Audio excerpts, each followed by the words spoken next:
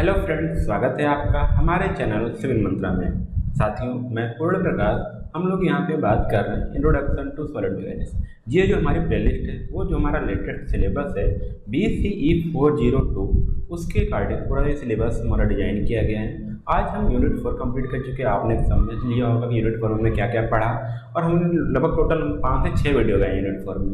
साथियों, मैं इसलिए ज़्यादा वीडियो लेके जा रहा हूँ ताकि आप अगर एक बार पूरा वीडियो देख लिए तो आपको सारी चीज़ समझ में आती चली जाए। ठीक है, वन शॉट वीडियो में इसलिए नहीं डालता क्योंकि आप, मुझे पता है कि आप एक ही बार तो वीडियो देखते हो, बट क्या आपको ये सही है कि आप 1 घंटे में आप वीडियो तो देख लो बट आप पास हो जाओ और उसके बाद सारी चीज़ भूल जाओ? नहीं, यदि आप एक प्रोसेस के थ्रू गए ना तो आप जब दोबारा उससे मीट करोगे तो आप आसानी से समझ जाओगे।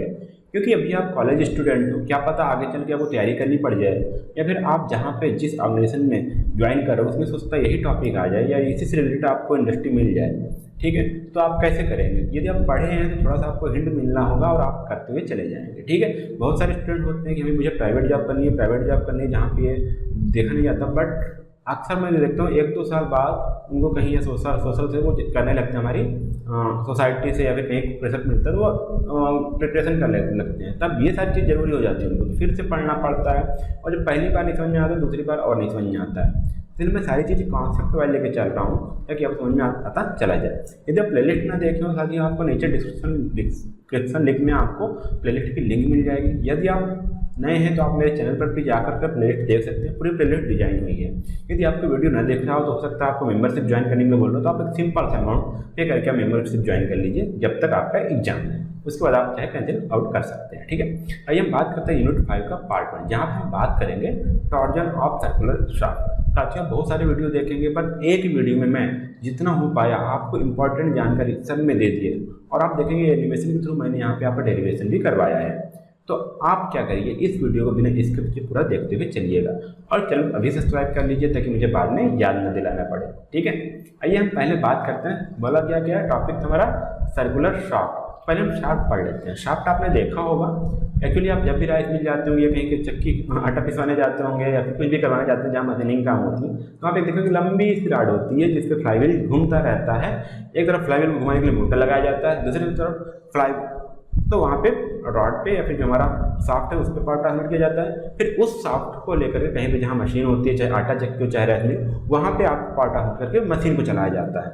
तो वो जो रॉड होती है ना लंबी सी, आयरन की या फिर स्टील की, मैड स्टील की, कोई भी हो सकता है, वो हमारी होती है शाफ्ट। ठीक है, तो यहाँ पे आप देख सकते हैं शाफ्ट इज बेसिकली, अगर इसको, ये तो नॉर्मल है, अगर कोई आदमी इंसान गया जो ना पढ़ा लिखा वो भी जाएगा तो बोलेगा ये शाफ्ट है। ठीक, बट आप कैसे लिखेंगे? आप एक को एग्जाम में क्या लिखा है, आप एक इंजीनियरिंग पॉइंट ऑफ व्यू से लिखेंगे ना, आप एक इंजीनियर है तो आपको क्या लिखना है? Shaft is a basically the rotating component of any machine.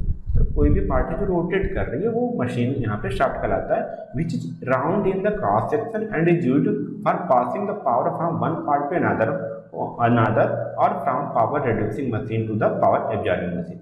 यहाँ पे 2-3 चीज बोली गई, क्या कि यहाँ पे एक राउंड क्रॉस सेक्शन का, एक जिसका क्रॉस सेक्शन राउंड होता है वो पार्ट, ठीक है, जो यूज की जाती है एक पार्ट से पावर को लेकर के दूसरे पार्ट पर पावर को ट्रांसफर करने के लिए, या फिर पावर प्रोड्यूसिंग मशीन से पावर एब्जॉर्बिंग मशीन। इसका मतलब क्या हुआ कि पावर प्रोड्यूसिंग मशीन क्या होगी? हमारी मोटर, और पावर एब्जॉर्बिंग मशीन क्या होगी? जो मशीन है, ठीक है, जो इसको हमको ऑपरेट करना है। तो पावर प्रोड्यूसिंग मशीन से हमारा पावर एब्जॉर्बिंग मशीन तक पावर को ट्रांसफर करने के लिए जो रॉड यूज की जाती है, या फिर जो क्रॉस सेक्शन का, सर्कुलर सेक्शन का वहाँ पे, या फिर जो cross round in cross section का जो पार्ट यूज होता है, और ये क्या होता है? रोटेटिंग पार्ट होता है, उसको हम बोलते हैं शाफ्ट। ठीक है, for the transmission of power one end of the shaft are connected with the power source, जहाँ पे उसको पावर मिलती है, और the other end of the connected with the machine, मतलब जो दूसरा एंड होता है वो मशीन से कनेक्टेड होता है। ठीक है, और जो शाफ्ट सकता है वो सॉलिड हो सकता है और हॉलो हो सकता है अकॉर्डिंग टू द रिक्वायरमेंट। ठीक है, hollow shaft helps in the reducing weight and providing advantage. ठीक है, अब देखिए बात क्या है कि देखिए हॉलो सॉलिड सबके एडवांटेज डिसएडवांटेज है जो आपके सिलेबस में नहीं है, बट आप इसको पढ़ लीजिएगा। ठीक है, बट क्या होता है कि जो हॉलो शाफ्ट होता है वो क्या होता है? वेट तो हमारा रिड्यूस करता ही है, और अलग भी एडवांटेज होते हैं, क्योंकि आप जब पढ़ोगे वहाँ पे पोल मूवमेंट ऑफ इनर्शिया उसकी पढ़ोगे, या फिर अलग टॉपिक उसको डिस्कस करेंगे, तो वहाँ पे आप इसको सॉल्व कर सकते हैं कि हॉलो शाफ्ट के फायदे क्या हैं और सॉलिड शाफ्ट के फायदे क्या हैं। ठीक है। बट अभी आपके लिए बेसिक से इन्फॉर्मेशन चाहिए, आपको इतना डीप में नहीं पढ़ना है। आपका जो सोम का कहें या फिर ISM का जो introduction of solid mechanics syllabus है बिल्कुल सिंपल रखा गया, ठीक है। यहाँ पे मैंने देखा कि उसमें न्यूमेरिकल लिखा, उसने लिखा सिंपल न्यूमेरिकल सॉल्यूशन, ठीक है। तो अभी हम यहाँ पे कवर करेंगे। अब देखिए बात करते हैं टॉर्जन ऑफ सर्कुलर शाफ्ट। अभी हमने शाफ्ट बात किया, वो सर्कुलर होता है, या आप फिगर में देख सकते हैं यहाँ पे देखिए। अब यहाँ पे क्या है, ये जो ऊपर है यहाँ देख सारे ये फ्लाईव्हील है, ठीक है। फ्लाईव्हील क्या होगा, किसी एक मशीन की द्वारा रोटेट किया जा रहा होगा, ठीक है। ये यहाँ पे देखेंगे आप, एक मशीन द्वारा यहाँ पे रोटेट किया जाएगा, ठीक है। अब ये तो शाफ्ट रोटेट होने लगी तो ये सारे जो फ्लाईव्हील है ये रोटेट हो रहे हैं। अब इनसे जो हमारा मशीन है जिनको हमको रोटेट करना, अब हम इनसे बेल्ट द्वारा यहाँ पे ट्रांसफर कर ले रहे हैं। तो ये जो रॉड है ना, ये लंबी सी, इसको बोलते हैं शाफ्ट। या फिर आप इस प्रकार से आप यदि आप ट्रैक्टर खोले होंगे या ट्रैक्टर के शाफ्ट अलग होते हैं, आप ट्रक के शाफ्ट देखे होंगे, या फिर आप अलग अलग प्रकार के आप शाफ्ट देखे होंगे। तो यहाँ पे देखिए आप देख सकते हैं कि सबके फिगर इसमें से कोई ना कोई तो आप जरूर देखे होंगे, ठीक है। ये सभी आपके क्या होते हैं, शाफ्ट होते हैं। देखिए यहाँ पे transmission shaft, input shaft, line shaft, machine shaft, spindle shaft, crank shaft, counter shaft और आउटपुट शाफ्ट। तो अलग अलग शाफ्ट, इनमें से मुझे पक्का है आपने कोई ना कोई मिला देखा होंगे। आपने कौन सा देखा उसको आप कमेंट बॉक्स में जरूर बताइएगा, ठीक है। अब हम यहाँ पे बात आती है टॉर्जन पे, तो आप ये कोशिश करिए, ठीक है। एक पार्ट क्या है, यहाँ पे देखिएगा आप, इसको मान लीजिए शाफ्ट है, ठीक है। एक पार्ट क्या है, यहाँ पे क्या हो रहा है कि एक को मोटर रिड्यूस कर रहा है, उसके द्वारा यहाँ पे एक ये ट्रांसफर हो रहा है किस पे, मशीन से। तो अगर हम बात लीजिए मोटर क्या अगर एक्शन कर रहा है तो वहाँ पर उसका एक रिएक्शन आएगा ना, मशीन क्या करेगी, उसकी जो मशीन है जो स्टेबल कंडीशन उसको रजिस्ट करने की कोशिश करेगी, नहीं करेगी। बट क्या है, मोटर का पावर ज़्यादा है इसलिए मशीन को ऑपरेट कर पा रही है। तो आप देखेंगे थोड़ा सा अगर इधर मूव कर रहा है तो पहले ये वाला थोड़ा सा इसमें रेजिस्टेंस आएगा जो इसको इस साइड मूव कराने की कोशिश करेगा ना। रेजिस्टेंस तो आएगा, मूव तो नहीं करा पाएगा बट एक रेजिस्टेंस फोर्स तो डेवलप होगा ना। अब देखिए उसके कारण यहाँ पे एक फोर्स आ रहा है जो, तो उसको क्या होता है, इट ये टेजेंशियल है क्या, जो यहाँ पे मान लीजिए यही है रोटेट कर रहा है और ये हम इसको बंद कर दें, ठीक है, इसको रोक देते हैं। यहाँ पे एक फोर्स अप्लाई होगा जिसको हम बोलेंगे कि ये शाफ्ट के क्या है, टेजेंशियल, ठीक है। जो फोर्स हो रहा है ना ये टेजेंशियल है, इसके लिए क्या होगा, वहाँ पे टॉर्क डेवलप हो जाएगा, इसको क्या बोलेंगे, टॉर्क, ठीक है। और क्योंकि इसका एक फोर्स हो गया क्योंकि इसका रेडियस है, ठीक है। फोर्स और रेडियस को जब हम मल्टीप्लाई कर देंगे, ठीक है, जो इसका शाफ्ट क्रॉस सेक्शन का रेडियस होगा जिसको मल्टीप्लाई कर देंगे तो जो हमारा प्रोडक्ट आएगा ना उसको बोलते हैं हम टॉर्क, ठीक है। अब यहाँ पे थोड़ा सा डिफरेंशिएशन पढ़ लें। A shaft is said to be in torsion when equal and opposite torques are applied at the two ends of the shaft। मतलब क्या बोला गया, देखिए एक प्रकार से मोटर क्या कर रहा है, इसको इस प्रकार से घुमा के इसको रोटेट कर रहा है, और एक प्रकार से क्या कर रहा है, जो हमारा मशीन है इसको रजिस्ट करने की कोशिश कर रहा है, ठीक, क्योंकि वो स्टेबल है, ठीक है। तब क्या हो रहा है, दोनों अपोजिट डायरेक्शन में है, ठीक है, अपोजिट डायरेक्शन में, और क्या हो रहा है, इक्वल है, ठीक है। अब क्या होगा, अगर इक्वल नहीं हो तो मूव कर जाएगा, ठीक है, तो हमारा काम हो जाएगा। तो इसी चीज़ बोला जाता है कि यहाँ पे जो अपोजिट और इक्वल अपोजिट टार्क लगते हैं, ठीक है, तो उस टाइम में क्या होता है, हमारा शाफ्ट क्या होता है, टॉर्जन होता है। टॉर्जन मतलब कि ऐठन, जानते हो ना, ऐठन वो कैसे हटते हो, रस्सी को हटते हो ना ऐसे करके, तो ये हमारा होता है टॉर्जन, ठीक है। ओके गाइस, ये समझ में आ गया होगा, ठीक है। जो ये टॉर्क होता है ना, equal to the product of force applied tangentially to the end of the shaft. जो शाफ्ट के एंड पे जो टेंजेंशियली ऐसे फोर्स अप्लाई हो रहा है ना, उसका और उसके शाफ्ट के रेडियस का मल्टीपल का प्रोडक्ट होता है, ठीक है। Due to the application of the torque of the two ends the shaft is subjected in the twisting movement. जैसे बताना आयतन क्या होता है, ट्विस्टिंग, ठीक, ट्विस्ट होने के लिए वो सब्जेक्टेड रहता है, उसमें ट्विस्ट होने की संभावना होती है। This cause a shear stress and shear strain in the material shaft. इसके कारण हमारा जो शाफ्ट मटेरियल है उसमें शियर स्ट्रेस और शियर स्ट्रेन डेवलप हो जाता है। आसानी से आप समझते होंगे, इसको आपने पढ़ते हुए चले आए, स्ट्रेस और स्ट्रेन, ठीक है। अब ये चीज़ आपको समझाने की जरूरत है नहीं, बट आप समझ लीजिए इसके साथ आ रहा है शियर स्ट्रेस आ रहा है, ठीक है। आपने शियर स्ट्रेस बहुत पढ़ चुका, शियर स्ट्रेन भी आ रहा है, ठीक। यहाँ शियर स्ट्रेस है, वहाँ शियर स्ट्रेन है, ठीक है। अब देखिएगा, इसको थोड़ा समझिएगा, यहाँ पे एक इक्वेशन डेरिवेशन होता है। अच्छा, इसको हम आपको और समझा लेते हैं, थोड़ा सा चीज़ें और समझ में आ जाए आपको, ये फिगर मैं क्यों लाया हूँ, ठीक है। अब देखिए यहाँ पे हमने क्या किया, एक फिक्स कर दिया, ठीक है। हमने इसको क्या किया, एक फिक्स कर दिया, और यहाँ हमने एक टार्क अप्लाई किया। अब टार्क क्या करेगा, अब ये घुमाने की कोशिश करेगा, देखिए ये वाला टार्क है, ठीक है, यही मैं बताना चाहता हूँ, ये टार्क, इसको हम टार्क बोल रहे हैं, और ये टार्क होगा, ये क्या होगा, आर, ठीक है। जो टार्क होगा वो क्या होगा, जो फोर्स होगा, यहाँ पे जो शियर स्ट्रेस आ रहा है उसके और इसको मल्टीप्लाई आर होगा, ठीक है। अभी मैं इसका डेरिवेशन करूँगा तो आपको सारी समझ में आ जाएगा। चलिए हम थोड़ा सा देखते हैं। एक टॉर्जन इक्वेशन डेरिवेशन आम में बहुत पूछा जाता है, उसको मैं यहाँ पे अब जा रहा हूँ डिराइव करना। उसके पहले बढ़ूँ, उसमें कुछ डेरिवेशंस हैं, कुछ एजम्पशंस हैं, उसको मैं देखता हूँ। तो एजम्पशंस क्या क्या वो आप समझिएगा। पहला बोला गया कि material of the shaft is uniform through out, ठीक है। जो मटेरियल है शाफ्ट का वो क्या है, through out the homogeneous fluid बोले, होमोजीनियस और आइसोट्रॉपिक, वही चीज समझ लीजिए, होमोजीनियस है और आइसोट्रॉपिक है, ठीक है। और वहाँ पे क्या हुआ, twist along the shaft is uniform, वहाँ पे फोर्स आ रहा है या फिर जो टॉर्क आ रहा है, जो ट्विस्टिंग आ रही है, वो शाफ्ट के अलावा क्या है, यूनिफॉर्म है, बदल नहीं रही है, ठीक है। सेम अमाउंट का ट्विस्टिंग फोर्स वहाँ पे हमारा पूरा लग रहा है, ट्विस्ट लग रहा है। Shaft is uniform in circular section through, shaft जो शाफ्ट का सेक्शन है वो थ्रू आउट द सर्कुलर है, ठीक है। ये कोई भी शेप हो सकता है, बट यहाँ पे हम लोग सर्कुलर लेके चल रहे हैं, ठीक है। जो भी इंडस्ट्री यूज होता है, ठीक है, वो हमारा सर्कुलर ही यूज होता है। तो यूनिफॉर्म सेक्शन है और वो सर्कुलर है, ठीक है। Cross section of the shaft which are plane before twist remain plane after twist, मतलब कि यह बोला गया कि cross section of the shaft, cross section है which are plane before the twisting remain plane after twist, मतलब कि जो शाफ्ट का प्लेन है वो, मतलब ये जो प्लेन है, ठीक है, ये प्लेन हमारे चेंज नहीं हो रहे। Cross section of the shaft की बात करिए, जो साउंड है और जो राउंड है वो राउंड ही है, ठीक है। प्लेन है, प्लेन पहले था वही प्लेन बाद में भी है, ट्विस्ट के बाद वो चेंज नहीं हो रहे हैं, ठीक है। All radius which are straight before twist remain straight after the twist, मतलब कि जितना रेडियस है, जो भी रेडियस है, वो ट्विस्ट के पहले और ट्विस्ट के बाद वो क्या है, सेम। ये इतने एजम्पशन थे हमारे टार्जन इक्वेशन के डेरिवेशन में, आपको लिखने को आ जाता है। ये आपको 2 मार्क्स में पूछा जा सकता है कि एजम्पशंस कौन कौन से हैं, ठीक। तो आपको 2 मार्क्स में यहाँ पे देखने को लिखा जाएगा। या फिर हो सकता है आपको बोला जाएगा टार्जन इक्वेशन डेरिवेशन लिखिए और उसके आपके क्या लिखिए, एजम्पशंस लिखिए। तो आपको जो टार्जन इक्वेशन है उसको लिखना पड़ेगा और उसके एजम्पशन लिखने पड़ेंगे, ठीक है। और उसके जो डिनोशन है, एनोटेशन, मतलब कि किस सिंबल का क्या मतलब है, उसको लिखना पड़ेगा। आइए हम थोड़ा सा इसको देखते हैं, थोड़ा सा आगे बढ़ते हैं, ठीक है। ये थोड़ा सा आप ये फिगर देखिएगा, समझिएगा, ठीक है। यहाँ पे आपको कुछ चीज़ें आपको समझ में आएंगी, ठीक है। अभी यहाँ पे देखिए, ये सारी चीज़ें फिक्स हैं। अच्छा, पहले यहाँ पे ये देख लेते हैं कि इसको हमने क्या माना है। मैं इस पर आपको एनिमेशन बताऊंगा, ठीक है। हमारा मैक्सिमम ट्विस्टिंग टॉर्क है, ठीक है। डी हमारा डायमीटर ऑफ शाफ्ट है, ये हमारा डायमीटर, ठीक है, टोटल डायमीटर, ओके। टी हमारा टॉर्क, जिस फोर्स हमने इसको ट्विस्ट करने की कोशिश कर रहे हैं। आई पी हमारा पोलर मोमेंट ऑफ इनर्शिया है। आई पी क्या होता है, I Z Z, sorry I X X plus I Y Y equal to हमारा आई जेड जेड होता है ना, तो ये आई जेड जेड है, वही हमारा आई पी बोलते हैं इसको, polar moment of inertia. Tau हमारा क्या है, शियर स्ट्रेस जिसका डेवलप हो रहा है, ठीक है। थीटा हमारा है द एंगल ऑफ ट्विस्ट, जिसके कारण जितने एंगल से हमारा ये ट्विस्ट हो रहा है, यहाँ पे देखेंगे आप, ठीक है।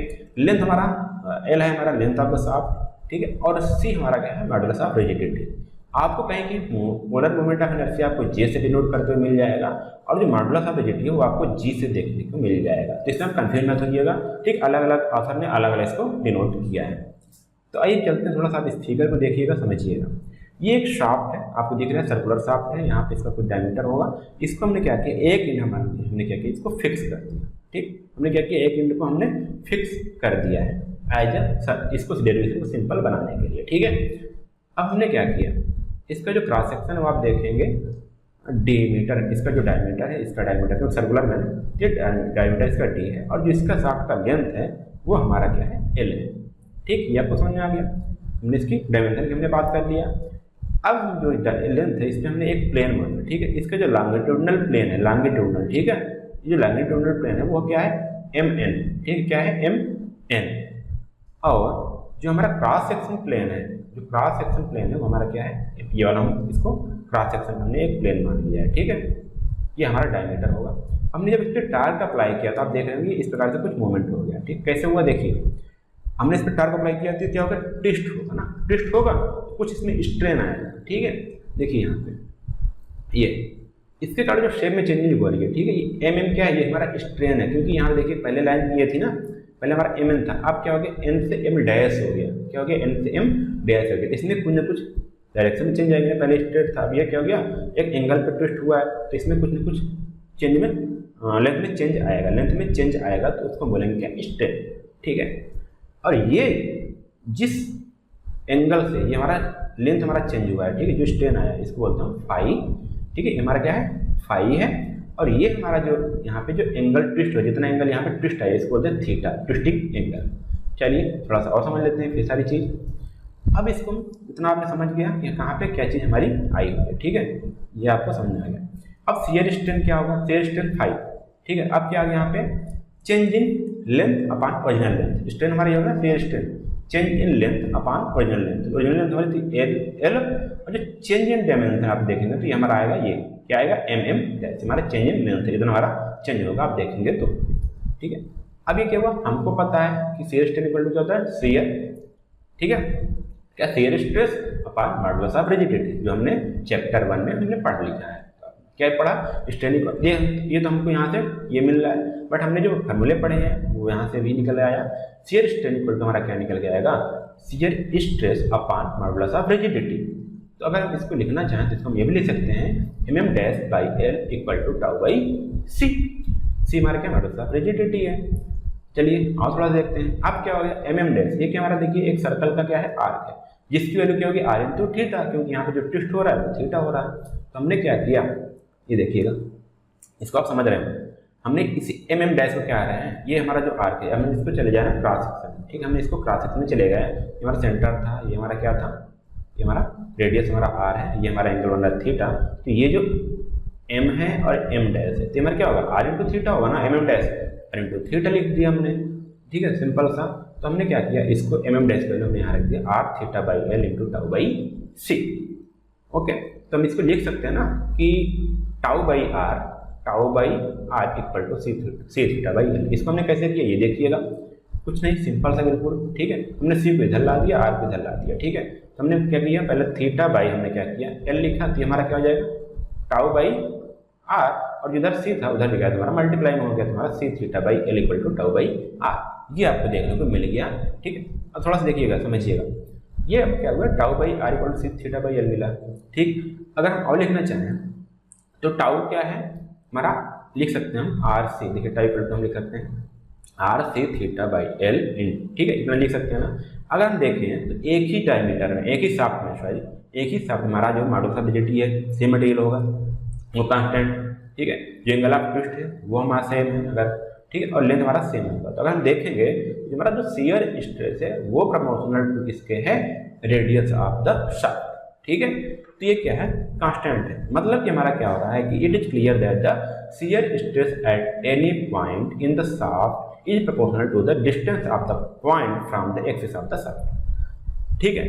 यहाँ पे क्या हो रहा है कि जो शियर स्ट्रेस है वो हमारे शाफ्ट के एक्सिस से जो हमारा डिस्टेंस है पॉइंट का, उसके डायरेक्ट प्रोपोर्शनल है। मतलब ये हम बात करें यहाँ पे, ठीक है, सेंटर मान लीजिए सेंटर है, ठीक है, अगर हम सबसे बाहर, सबसे मैक्सिमम आउटर सरफेस से बात करें तो यहाँ पे क्या होगा, हमारा मैक्सिमम होगा, और सेंटर पे अगर कुछ होगा तो वहाँ पे सेंटर पे क्या होगा, हमारा शियर स्ट्रेस क्या होगा, जीरो होगा, ठीक है, हमारा क्या होगा, शियर स्ट्रेस यहाँ पे जीरो होगा, एक्सिस ऑफ द शाफ्ट। इसलिए क्या होता है कि यहाँ शियर स्ट्रेस जब जीरो है तो हमको मटेरियल लगाने की जरूरत है ही नहीं, इसलिए यहाँ पे क्या करते हैं, इसको हॉलो रख देते हैं, मटेरियल रखने की जरूरत नहीं है, जब हम शियर स्ट्रेस आ ही नहीं रहा है तो आप हमको मटेरियल क्या रखने की जरूरत नहीं है, इसलिए हम क्या करते हैं, उसको जीरो कर देते हैं। ये भी एक कॉन्सेप्ट है कि हम हालो शाफ्ट को इम्प्लीमेंट किए। यहाँ पे क्या रहा है, एक्सिस, तो हम जहाँ पे हमारा शियर स्ट्रेस डेवलप होना स्टार्ट होता है, ठीक, वहाँ से हम क्या करते हैं, मटेरियल फिल कर देते हैं, ठीक है, वहाँ पे हमारा शाफ्ट कैसे होता है, हालो। तो यहाँ पे एक इक्वेशन हमारा बन जाता है, ध्यान दीजिएगा, यहाँ पे हमने जो इक्वेशन आया, या आपको लग रहा होगा ना कुछ आ रहा है आपका, तो हमारा क्या है, इक्वेशन नंबर 1 मान सकते हैं, ठीक है। अब थोड़ा सा इसको हम राइट डाउन करते हैं। हमने क्या बात किया था अभी, हमने इस वाले दोनों सेक्शन को लेकर बात किया था, अब हम इस पर बात करते हैं, जो क्रॉस सेक्शन है उस पर हम पूरा बात करेंगे, ठीक है। आप ये फिगर देखिएगा, हमने क्या लिया, एक कंसीडर किया, ठीक है, हमने एक क्रॉस सेक्शन को लिया जहाँ पे हमने एक्स वाई एक्सिस दोनों ड्रा किया हुआ है। यहाँ पे एक एलिमेंट्री रिंग, एक थोड़ा सा पतला रिंग हम कंसीडर करेंगे जिसकी थिकनेस dx है और जिसका रेडियस एक्सिस से हमारा क्या है, x है, और जिस पे हमारा जो x जो हमने एलिमेंट माना उस पे जो शियर स्ट्रेस आ रहा हो टाउ x आ रहा है। देखिए कैसे, ये कुछ इस प्रकार से, ठीक है, कुछ इस प्रकार से हमने, इसकी थिकनेस क्या है साथियों, ध्यान दीजिएगा, x है, सॉरी इसका जो रेडियस है यहाँ से एक्सिस से वो हमारा x है, इसकी जो थिकनेस है वो dx है, और इस पर जो शियर स्ट्रेस आएगा वो कौन सा आएगा, टाउ x आएगा, ठीक है। यहाँ पे कुछ आप मान सकते हैं। तो अब देखिएगा जो शियर स्ट्रेस हमारा टाउ x आ रहा था, फोर्स की बात करें तो फोर्स इक्वल टू क्या होता है, स्ट्रेस इनटू एरिया। तो इसका एरिया क्या होगा, सरकमफेरेंस 2πx इंटू dx, ठीक है, हमारा क्या हो गया, एरिया, ठीक है, 2πx इंटू dx हमारा क्या हो गया, एरिया हो गया, ठीक है, और शियर स्ट्रेस हमारा क्या है, टाउ x, तो हमारा क्या हो गया, टोटल फोर्स, हमारा जो शियर फोर्स आ रहा है यहाँ पे।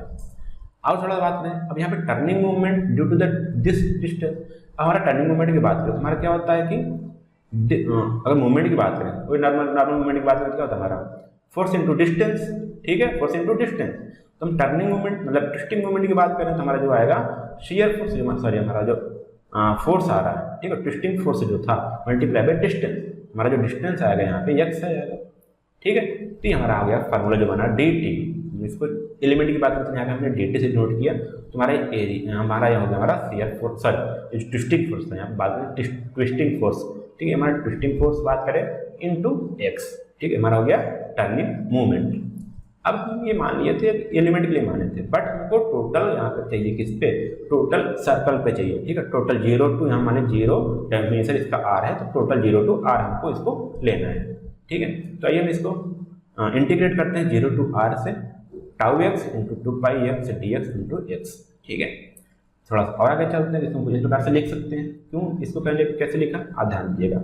अभी मैंने बताया कि टाउ प्रोपोर्शनल टू किसके होता है, r के, इसको हम लिख सकते हैं tau divided by r equal to constant, ठीक है। मतलब कि जो रेशियो टाउ बाई r का जो रेशियो होगा टोटल, वही तो रेशियो होगा ना टाउ x, इस एलिमेंट का रेशियो तो सेम ही होगा, टाउ x बाई x, जो इस x रेडियस पे जो सी लग रहा होगा उसका रेडियस और जो आउटर रेडियस पर जो सी लग रहा है उसका क्या होगा, रेशियो सेम होगा, मतलब उसी हमने यहाँ पे इसको, इसलिए यहाँ पे इसको इस प्रकार से लिख पाया, ठीक है।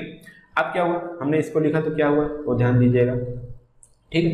यहाँ पे हुआ हमारा टाउ एक्स इक्वल टू हम क्या लिख देंगे, रुकिए, हाँ अभी वहाँ पे मत ध्यान दीजिएगा, अब यहाँ ध्यान दीजिएगा। हमने क्या यहाँ देखिए x और x, इसलिए हम यहाँ पे x स्क्वायर लिख डाला, ठीक है, टाउ x और 2 पाई हमने बाहर ले लिया था, ठीक है। फिर हमने क्या किया, हमने इसके प्रकार कैसे लिख सकते हैं इसको हमने बताया।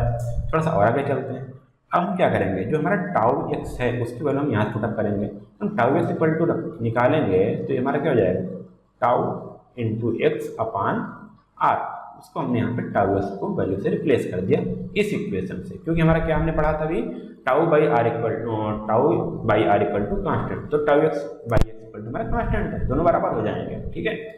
अब हम क्या किए, इसकी वैल्यू पुटअप कर दिए।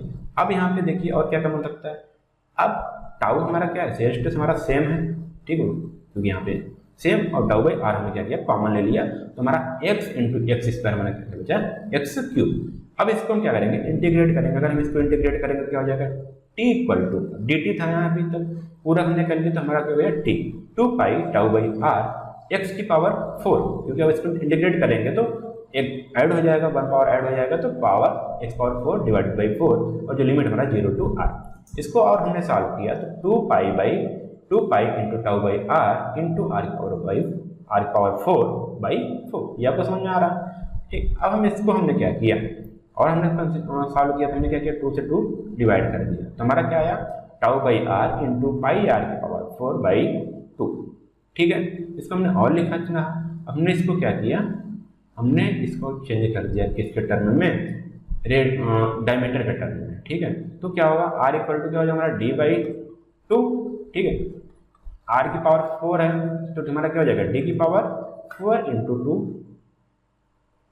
ठीक है, ये हमारा हो जाएगा 16 मल्टीप्लाई बाई 2 नीचे, तो हमारा ये आया क्या, टी की पावर क्या, टी की power tau by R into 30 by 2 D की पावर 4, ठीक है, ये आपको समझ में आ गया, ठीक। अगर हम इसको और भी लिखना चाहें तो आपको ये इतना समझ में आया, बिल्कुल आया होगा। अब यहाँ पर मैं एक चीज़ और आपको समझा देता हूँ क्या, ठीक। अभी मैंने आपको यहाँ पर सॉल्व किया था ना, अगर हम इसको लिखें कैसे ले सकते हैं, देखिए अगर हम इसी को और सॉल्व करें, ठीक, इसी को हम सॉल्व करें, ठीक है, हमने क्या निकाला था, T tau upon R into pi by 32, into अगर लिखना चाहें इसको हम लिख सकते हैं डी क्यूब इंटू एक डी बचा ना डी, तो हम डी इक्वल टू में लिख सकते हैं R by 2, sorry D equal to में आ जाएगा हमारा 2r, ठीक है। तो अब क्या करेंगे, यहाँ पे r से r डिवाइड हो जाएगा, 2 से हमारा हो जाएगा 60, तो हमारा एक इक्वेशन मिलेगा torque tau pi by 16 into D cube.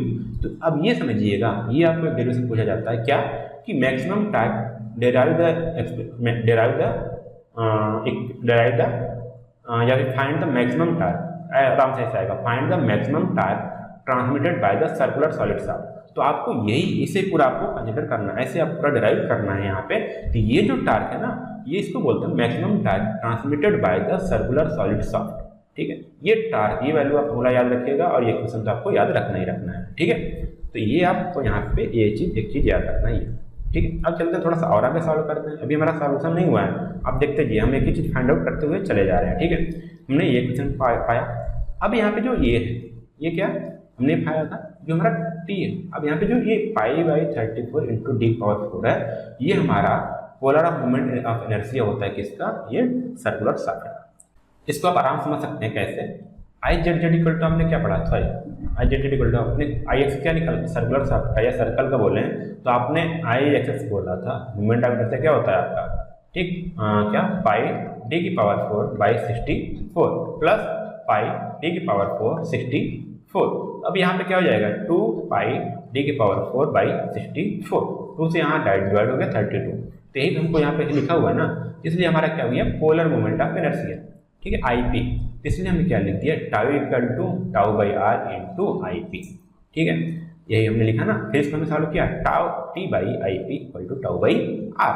ठीक है, अब τ/r इक्वल टू क्या पता है c⁴/L, हमने इसको रख दिया इक्वल टू c⁴/L, हमारा इक्वेशन मिल गया t/IP into τ/r equal to c⁴/L। ठीक है, इसी को हम बोलते हैं क्या, टॉर्जन इक्वेशन। इसको आपको कहीं इस प्रकार से भी लिखा मिल जाता है t/J equal to τ/r equal to g⁴/L। L होता है कैपिटल लिखा रहा है, होता है स्मॉल लिखा रहा है। ठीक है, तो हमारा कैपिटल है। ठीक है, आपको ये इक्वेशन ऐसे भी लिखा हुआ मिल सकता है, क्योंकि कहीं कहीं आपको पोलर मोमेंट ऑफ इनर्शिया को J से डिनोट कर देते हैं, और जो मॉडुलस ऑफ रिजिडिटी है उसको हम G से डिनोट कर देते हैं। आइए हम इसमें जो डेरिवेशन है वो हम देख लेते हैं और थोड़ा सा आगे जाते हैं। ठीक है, अगर हम यहाँ पे इसी इक्वेशन को और फर्दर सॉल्व करें तो हमें क्या मिलता है t equal to I/P equal to τ/r।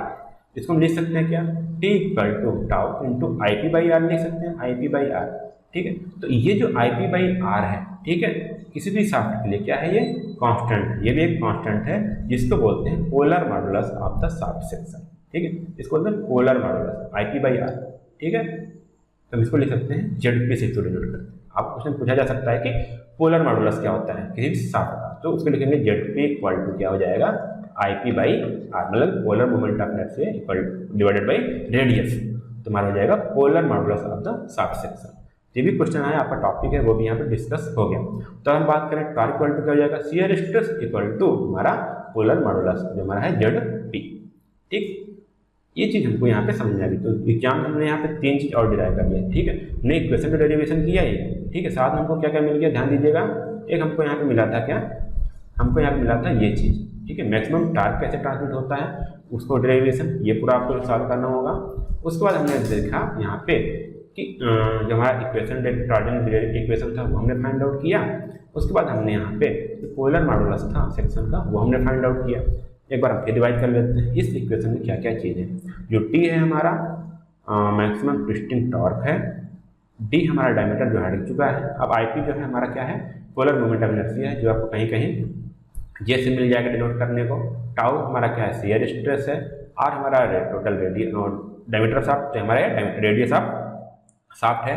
हमारा जो थीटा है वो ट्विस्टिंग एंगल है। ठीक है, एंगल ऑफ ट्विस्ट। ठीक, और इसमें ध्यान दीजिएगा हमने लिखा है क्या, रेडियन। जब भी आप क्वेश्चन सॉल्व करेंगे तो हमारा थीटा में दिया रहेगा, उसको हमको रेडियन चेंज करना होगा। कैसे चेंज करेंगे, π/180 से मल्टीप्लाई करके। ठीक है, लेंथ ऑफ शाफ्ट हमारा L हो गया, और जो C है मॉडुलस ऑफ रिजिडिटी है, जिसको हम कहीं कहीं आपको G से डिनोट करते हुए आपको मिलेगा।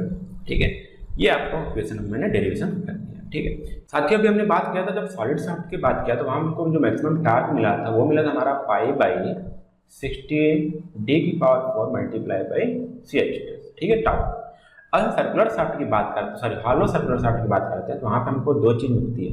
एक हमारा आउटर डायमीटर होता है, हमारा इनर डायमीटर होता है। ठीक है, आउटर डायमीटर मतलब कि टोटल आउटर, तो जहाँ पे हमारा रेडियस से आउटर वो आर से डिनोट किया गया है। इसका जो डायमीटर होगा हमारा क्या होगा, डी। और आर आई जो है inner radius of the shaft है। ठीक है, ये हमारा, ठीक, यहाँ पे स्ट्रिंग मान गया सर, यहाँ पे आर आई है ये चीज़। ठीक है, जिसको बोलते हैं इनर रेडियस ऑफ शाफ्ट, इसका जो डायमीटर होगा हमारा होगा डी आई। ठीक है, अब अगर इसकी मैं डेरिवेशन नहीं करा रहा हूँ, मैं सिंपल सा आपको फार्मूला बता रहा हूँ, क्योंकि ये फार्मूला ये आपको यूज होगा क्वेश्चन को सॉल्व करने के लिए। तो जो maximum torque transmitted by the hollow circular shaft का होता है वो होता है हमारा π/60 इंटू टाउ डी, मतलब outer diameter power 4 minus inner diameter की power 4 divided by outer diameter. तो ये आप फॉर्मूला याद रखिएगा। ठीक है, इसके बाद एक चीज़ और आता है जो आपका आता है पावर ट्रांसमिटेड बाई शाफ्ट।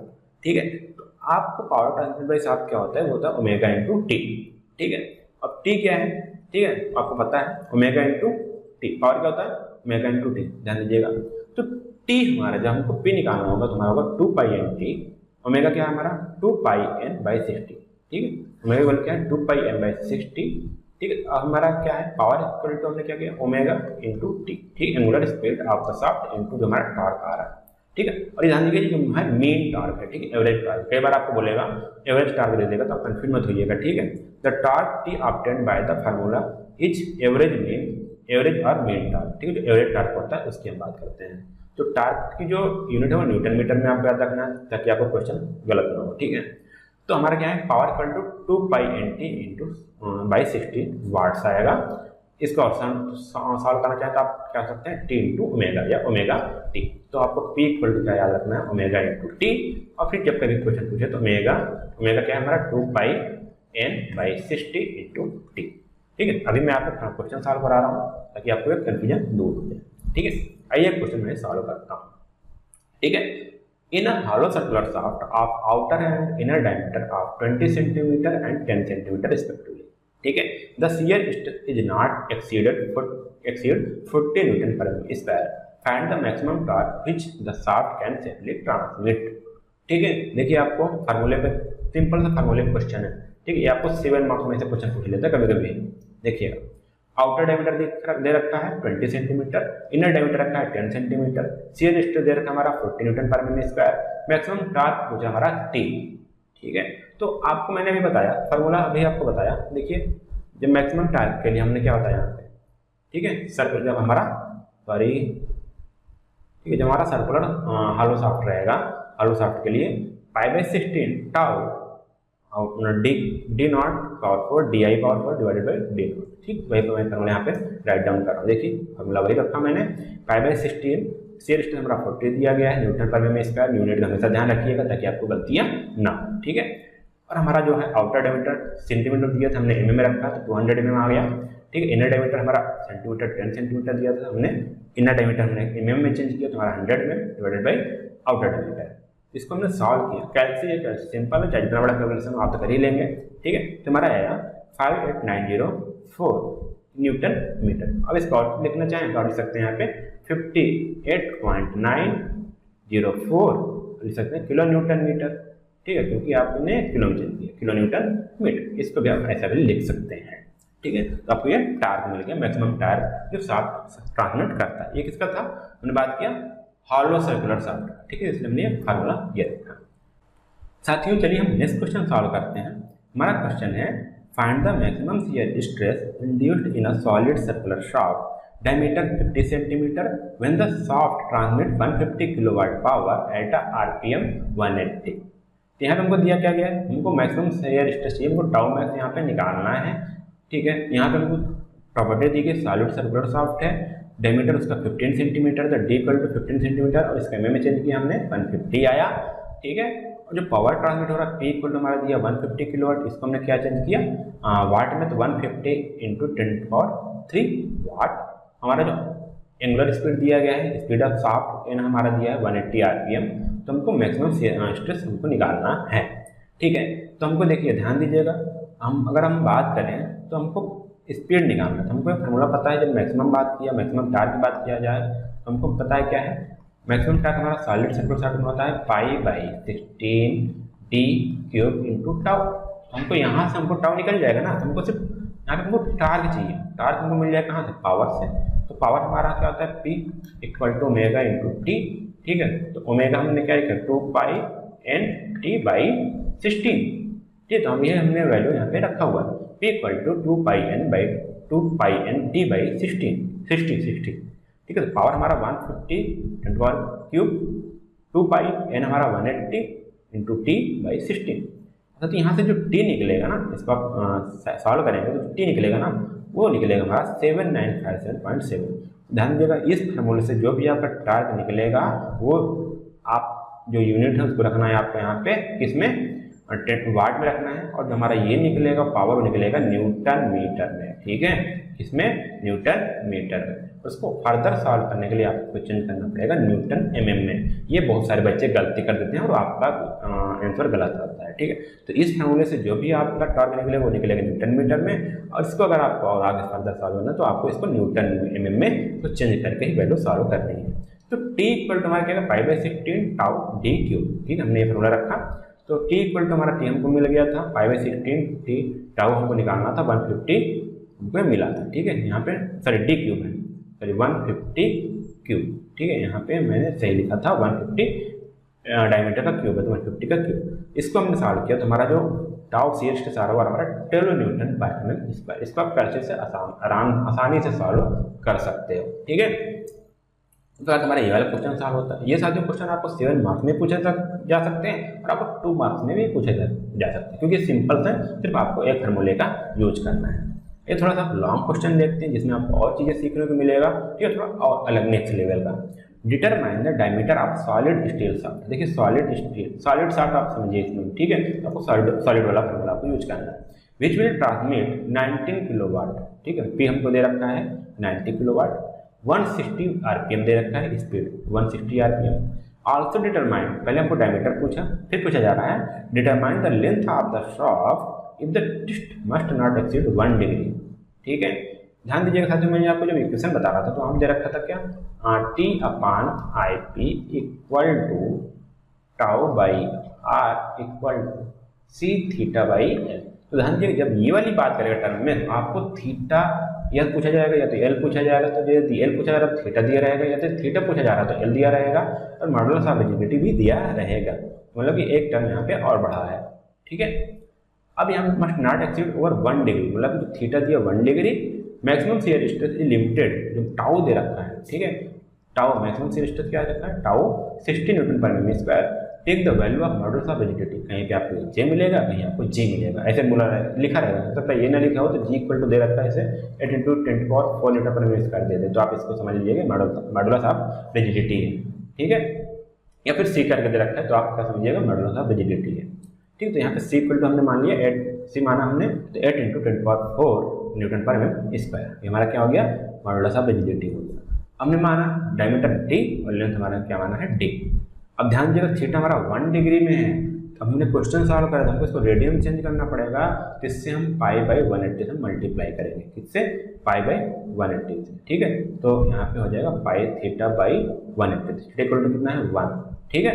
तो यहाँ पे हो जाएगा पाई बाई 180 रेडियन, ठीक है। अब ये क्वेश्चन सॉल्व करेंगे तो आपको समझ में आ जाएगा। चलिए हमने डायमीटर निकाला, ठीक है। डायमीटर कैसे निकलेंगे, जैसे भी हमने यहाँ पे क्वेश्चन सॉल्व किया। सर्कुलर शाफ्ट है, हमको यहाँ पे क्या दे रखा है, शियर स्ट्रेस दे रखा है, तो हम फिर मैक्सिमम टॉर्क का फॉर्मूला यूज करेंगे। टी इक्वल टू क्या है, पाई बाई 16, ठीक है, पाई by 16 D cube into tau. तो यहाँ से इसका टाउ मिला है तो यहाँ पे हम टी निकाल लेंगे। देखिए कैसे, पी इक्वल टू हमारा क्या हो गया 2 पाई एम टी बाई 60, तो पी हमको दिया 19 किलोवाट, हमने 90 वाट उसको वाट में चेंज किया, तो 19 × 10 पावर क्यूब 10 की क्यूब 10⁻3। 2 पाई एन हमको दे रखा है 160 बाई 60 इंटू टी। हमको यहाँ से मिल गया जो टी मिला, हमको मिला वो न्यूटन मीटर में। फिर देखिए आपको न्यूटन मीटर मिलेगा, फिर इसको न्यूटन मीटर में चेंज करना पड़ेगा, तो आपको मिला 5731.48 × 10⁻3 न्यूटन mm, ठीक है। हमको इस वाले प्रॉब्लम में इसको पुट अप करेंगे, ठीक है। चलिए रखते हैं T equal to pi by 16 tau T cube, ठीक है। तो हमने वैल्यू पुट अप किया, पाई बाई 16 हमारा टाउ था 60, ठीक है। यहाँ पे देखिए टाउ हम लोग को 60 दिया है, तो डी क्यूब हम यहाँ से निकाल लेंगे, डी क्यूब की वैल्यू मिलेगी। फिर वैसे हम डी की वैल्यू जो डायमीटर ऑफ शाफ्ट है वो निकाल लिए 76.8 mm, ठीक है। यदि आपको 76.8 रखना 76 रख लीजिए, या फिर आप लमसम में आप 77 mm भी कर सकते हो, इतना कोई दिक्कत की वाली बात नहीं है। हमको लेंथ निकालना है, ठीक है। लेंथ के लिए हमको इस वाले इक्वेशन हमको निकालना होगा, इस वाले इक्वेशन की बात करनी पड़ेगी। तो टाउ हमको पता है, ठीक है, रेडियस हमको पता हो गया, क्योंकि डायमीटर पता है, हमको रेडियस पता हो गया, सी हमको पता है, थीटा हमको पता है, तो निकल जाएगा। इस वाले इक्वेशन से हम नोट कर लेंगे, तो tau by R C theta by L. चलिए वैल्यू पुट अप करते हैं, तो टाउ हमारा क्या था 60 था, आर हमारा 76.8/2, ठीक है। सी हमारा दे रखा है मॉडुलस ऑफ रिजिडिटी 8 × 10⁴, पाई की वैल्यू थीटा हमारा क्या है पाई बाई 180, तो पाई बाई 180 हमने यहाँ सीधे रख दिया इंटू एल, ठीक है। तो हम एल की वैल्यू करेंगे तो इसको मल्टीप्लाई कर देंगे ना, 60 × 180, या फिर बात करें सही से इसको इधर लिखा गया है 8 × 10⁴, और 76 इधर आएगा तो डिवाइडेड में इधर मल्टीप्लाई हो जाएगा 60/180। ठीक है, इसको हम सॉल्व करें तो हमारा लेंथ आएगा कितना 893.6 mm। ठीक है, तो इसको आप सिंपली आप लिख सकते हो इक्वल टू 894। ठीक है, ऐसा भी लिख सकते हो, जरूरी नहीं है कि आप सिंपल से यही लिखिए। ठीक है, क्योंकि लेंथ में mm में इतना रखना है, क्या रखना है वो आप समझ सकते हैं, वो आप ऐसे सॉल्व कर सकते हैं। तो आपको मैंने साथियों 3 टाइप के क्वेश्चन बताया। ठीक है, तीनों एक से एक थे, तीनों क्वेश्चन आए हुए हैं एग्जाम में, इस प्रकार सिमिलर क्वेश्चन आते रहते हैं। आप इसको प्रैक्टिस करिएगा और जितना प्रैक्टिस होगा उतना प्रैक्टिस करिए ताकि आपको इसमें कोई प्रॉब्लम ना हो। तो आज के लिए साथियों बस इतना ही। उम्मीद करता हूँ आपको सारी वीडियो समझ में आई होगी। आप वीडियो को लाइक जरूर कर दीजिएगा, यदि आप अभी तक यहाँ पहुँचे हैं तो चैनल को जरूर सब्सक्राइब कर लीजिए ताकि आगे सभी की वीडियो आप तक मिलती रहे। और वीडियो को शेयर करना मत भूलिएगा ताकि आप सभी बच्चों तक ये वीडियो पहुँच जाए। ठीक है, और कमेंट करिएगा यदि आपको कोई क्वेरी हो तो मैं सिविल मेथड टीम बिल्कुल बेस्ट प्रिपरेशन चल रही है आपके लिए। ठीक है, आपके सारे सेकेंड ईयर सारे सिलेबस आपको अपलोड कर देंगे चैनल पर, आप इसको देख लीजिएगा। फिर मिलते हैं अगले वीडियो में, तब तक के लिए धन्यवाद। जय हिंद।